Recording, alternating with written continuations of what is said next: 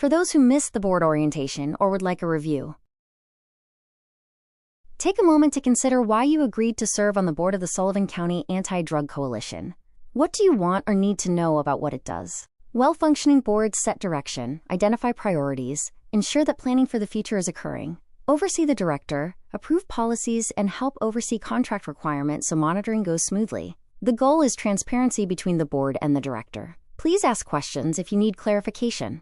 From 2010 to 2017, the steering committee created bylaws, contracted with the first coordinator, and created policies and goals.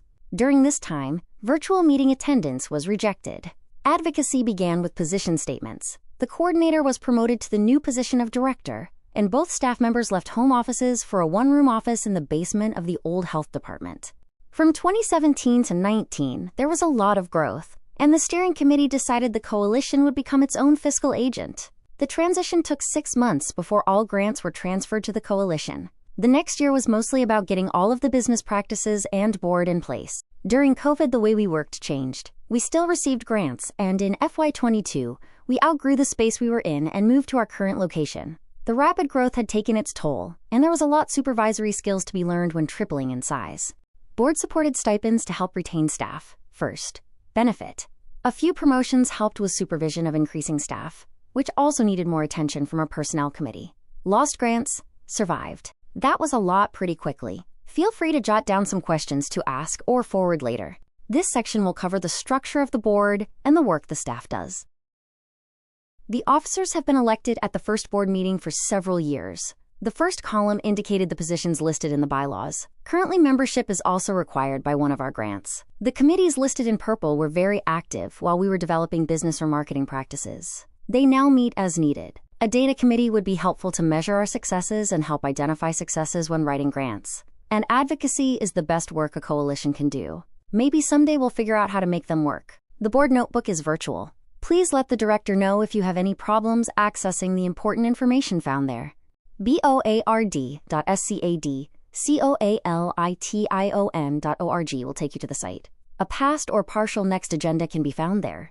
Information about meetings, finances, and each other can be found on or under the first tab. The second tab will contain current and past budgets. Most of the instructions on how to operate are found on the third tab.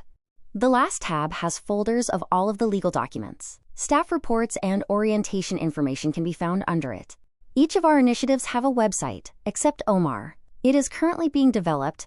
This is an overview of the what we do. We'll dive into each on the next few screens.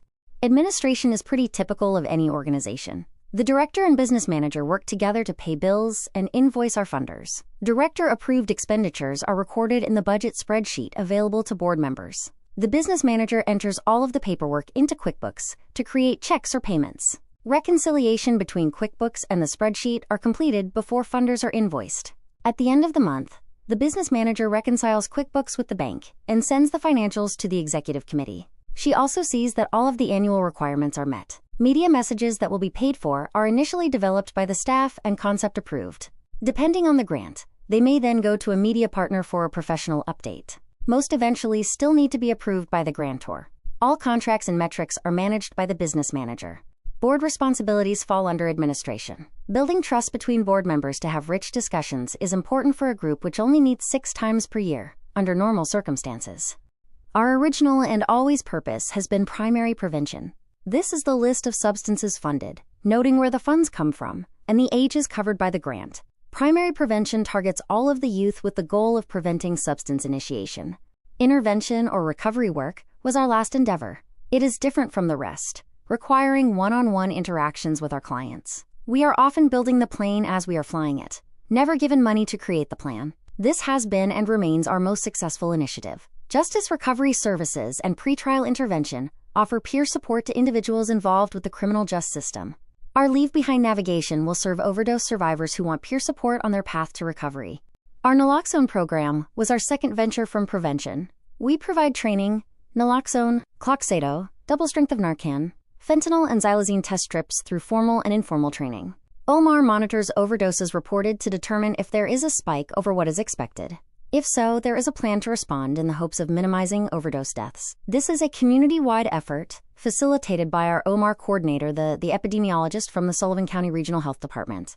It was asked that we provide standard operating procedures that the board would need to know if a staff issue were brought to them. These are our staff expectations. With 2 exceptions of staff refusing to come to the office, any employee who has found themselves in a disciplinary situation has ignored something on this list after being reminded to adhere. 1, they attract the attention of their supervisor. Other things may be noticed that do not fit with policy.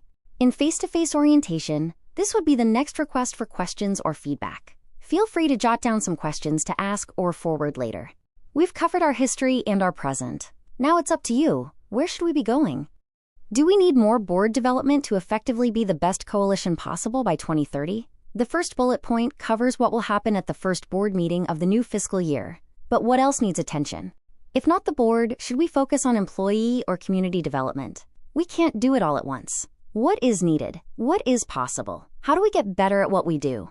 Did you learn what you need to know about the coalition? Do you still want to serve on the board? What ideas do you have about what the coalition needs from you to help serve Sullivan County well?